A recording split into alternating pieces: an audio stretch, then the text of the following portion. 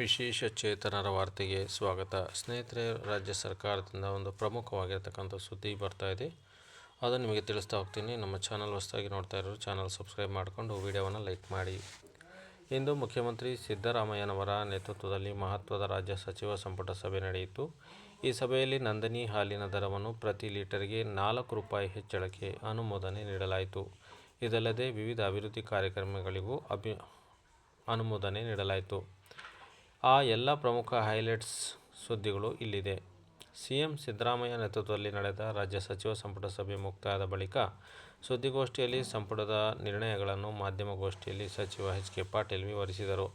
ಇಂದಿನ ರಾಜ್ಯ ಸಚಿವ ಸಂಪುಟ ಸಭೆಯಲ್ಲಿ 34 ವಿಷಯಗಳ ಬಗ್ಗೆ ಚರ್ಚೆಯಾಗಿದೆ. ನ್ಯಾಯಮೂರ್ತಿ ನಾಗಮೋಹನ್ ದಾಸ್ ಅವರ ಆಯೋಗ ರಚನೆ ಬಗ್ಗೆಯೂ ಚರ್ಚಿಸಲಾಗಿದೆ. ಒಳ ಮೀಸಲಾತಿ ಬಗ್ಗೆ ಆಯೋಗ ರಚಿಸಿತು. ಅವರು ಮಧ್ಯಂತರ ವರದಿಯನ್ನು ಕೊಟ್ಟಿದ್ದಾರೆ. ಅದರಲ್ಲಿ 4 ಪ್ರಮುಖ ಶಿಫಾರಸು ಮಾಡಿದ್ದಾರೆ. ಉಪಜಾತಿಗಳ ವೈಜ್ಞಾನಿಕ ವರದಿ ಸಮೀಕ್ಷೆ ಮಾಡಬೇಕು, ದತ್ತಾಂಶವನ್ನು ಮಾಡಬೇಕು, 30ರಿಂದ 40 ದಿನದ ಒಳಗಾಗಿ ಹೊಸ ಸಮೀಕ್ಷೆ ಮಾಡಬಹುದು ಎಂದು ತಿಳಿಸಿದ್ದಾರೆ. ಹೊಸ ಸಮೀಕ್ಷೆ ನಡೆಸಲು ಪ್ರಶ್ನೆಗಳ ಸಿದ್ಧತೆ, ಸಂಸ್ಥೆ ಸಂಪನ್ಮೂಲ ಬೇಕಿದೆ. ಹೊಸ ಸಮೀಕ್ಷೆಯಿಂದ ಸಂಗ್ರಹಿಸಿದ ಅಂಶಗಳಿಂದ ವರ್ಗೀಕರಣ ಮಾಡುವುದು, ಪರಿಶಿಷ್ಟ ಜಾತಿಯಲ್ಲಿನ ಒಳ ಪಂಗಡಗಳ ವರ್ಗೀಕರಣ ಮಾಡುವುದು, ಈ ರೀತಿ 4 ಶಿಫಾರಸು ಮಾಡಲಾಗಿದೆ. ಇದನ್ನು ಸಚಿವ ಸಂಪುಟ ಸಭೆ ಒಪ್ಪಿಕೊಂಡಿದೆ. ಹೊಸ ಸಮೀಕ್ಷೆಗಾಗಿ ಅದೇ ಸಮಿತಿ ನೇಮಕ ಮಾಡಲಾಗುತ್ತದೆ. ಪೂರ್ಣಗೊಳಿಸಲು 2 ತಿಂಗಳ ಸಮಯ ನಿಗದಿ ಮಾಡಲಾಗಿದೆ. 2 ತಿಂಗಳ ಒಳಗೆ ಸಮೀಕ್ಷಾ ವರದಿ ನೀಡಬೇಕು. ಹಾಗಾಗಿ ಆಯೋಗದ ಅವಧಿಯನ್ನು ವಿಸ್ತರಿಸಲಾಗಿದೆ ಎಂದು ತಿಳಿಸಿದರು.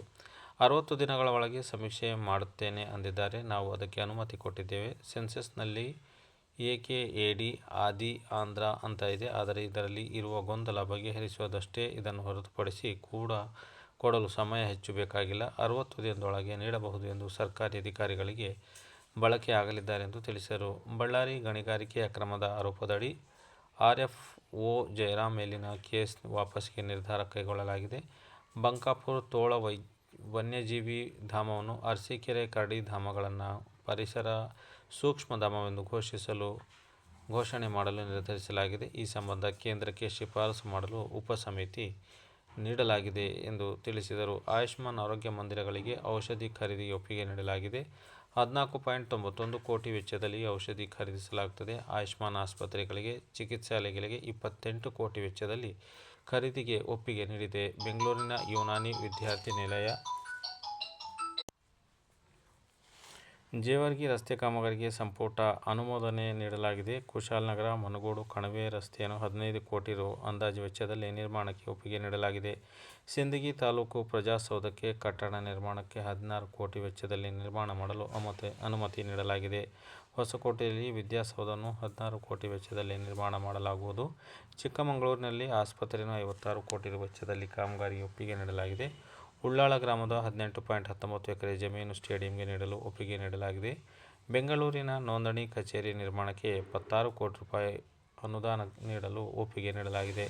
ಮಹಿಳಾ ಕಲ್ಯಾಣ ಬಾಲ ನ್ಯಾಯ ಕಾಯ್ದೆ ತಿದ್ದುಪಡಿ ಒಪ್ಪಿಗೆ ಸೂಚಿಸಲಾಗಿದೆ.